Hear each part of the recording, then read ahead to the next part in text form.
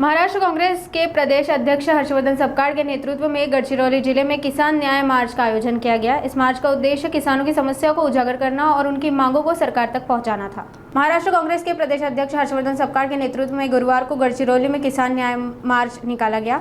ये मार्च किसानों की समस्याओं, कृषि क्षेत्र की बदहाल स्थिति और न्यूनतम समर्थन मूल्य को लेकर किसानों के अधिकारों के समर्थन में आयोजित किया गया। हालांकि इस आंदोलन की पृष्ठभूमि में हुई राजनीतिक घटनाओं ने इस पूरी कवायद को नए राजनीतिक संकेत दे दिए हैं। शेतकरी या जिल्ह्यातील भूमिपुत्र, बेरोजगार आणि एकूणच ज्या निवडणुका झाल्या त्या सगळ्या 8-10 विषयाला घेऊन आम्ही आज काँग्रेसतर्फे मोर्चा आणि पदयात्रा काढली गेली। यामध्ये मुख्य करून शेतकऱ्यांच्या कर्जमुक्तीचा विषय होता। शेतकऱ्यांच्या कर्जमुक्तीची घोषणा केली गेली। जाहीरनाम्यामध्ये प्रसिद्ध सांगितलं, छाती फाटेपर्यंत आणि गळा कोरडापर्यंत ओरडलेत आम्ही कर्जमुक्ती देतो म्हणून। मग सरकार का गुंजाव केलाय?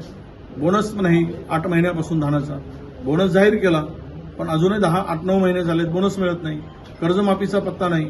त्या शेतकऱ्यांना अद्यापही पीक कर्ज मिळत नाही मागची थकबाकी म्हणून। त्यांनी शेती कशी करायची?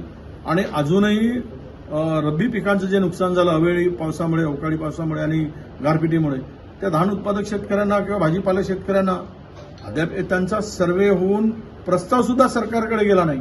एवढं निर्दयी सरकार कसं असू शकतं? ही आमची भूमिका आणि त्यासाठी या शेतकऱ्याला न्याय मिळाला पाहिजे, कर्जमाफी झाली पाहिजे, त्यांचं बोनसचे पैसे तुम्ही घोषणा केलेले बोनस मिळाला पाहिजेत आणि धानाला जे 69 रुपये फक्त तुम्ही एमएसपी वाढवली ती किमान 300-400 रुपये तरी वाढवायला पाहिजे।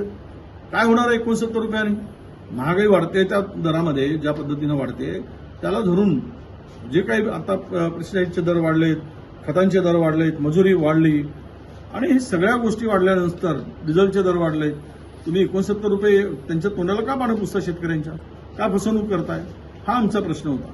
खरीप रब्बी पिकाच्या जोने धान खरेदी केले जात नाही, ते धान उत्पादक शेतकरी आज रडतोय, कारण प्रचंड नुकसान त्याचं त्या ठिकाणी झालेलं आहे। आणि याबरोबर स्थानिक रोजगारामध्ये, आपल्या उद्योगामध्ये 80% लोकांना रोजगार द्या, बाहेरच्या लोकांना भरू नका। ही स्पष्ट भूमिका आमची आहे। रोजगाराला बघा, उद्योगाला आमचा विरोध नाही, पण त्या उद्योगामध्ये स्थानिकांचा फायदा झाला पाहिजे, नाहीतर निर्वासित होतील। मुंबई बाहेर मराठी माणूस फेकला गेला, आता आमच्या अध्यक्षांनी सांगितलं त्याप्रमाणे इथला स्थानिक माणूस बाहेर फेकला जाईल आणि हे गडचिरोली ही परप्रांतीयाची होईल। मग इथला स्थानिक जो काही संस्कृती आहे, संस्कार आहे, इथला माणूस आहे, त्याच्यावर त्याचा जो हक्क आहे तो डावलण्याचं पाप होईल। त्यामुळे त्या ठिकाणी कुठल्याही उद्योगात 80% कंपल्सरी भरा आणि आणि त्या माणसाला काम द्या, ही त्यामागची भूमिका आहे। आणि शेतकऱ्याला शेतजमिनी घेत असताना त्याची नोकरी आणि त्वरित त्याला योग्य मोबदला, या संदर्भातला आजचा हा मोर्चा होता। त्याबरोबरच ज्या जगलेरी करून, बेईमानी करून या सरकारने निवडणुका लढल्या, म्हणजे निवडणुकीत विजय मिळवला, त्यावर राहुलजींनी जी भूमिका मांडली त्यावरही आमचा आज निषेध होता। खरं तर हे सरकार असंवैधानिकपणे त्या खुर्चीवर बसलेलं आहे। असं होऊच शकत नाही की ज्या पद्धतीनं राहुल गांधींचा लेख आता आहे त्यावर बोलायला पुन्हा 5 मिनिट लागतील, पण मी एवढं एकच सांगेल की निवडणुकीच्या मध्ये, विधानसभेच्या निवडणुकीमध्ये एवढी मतं वाढलीत कशी?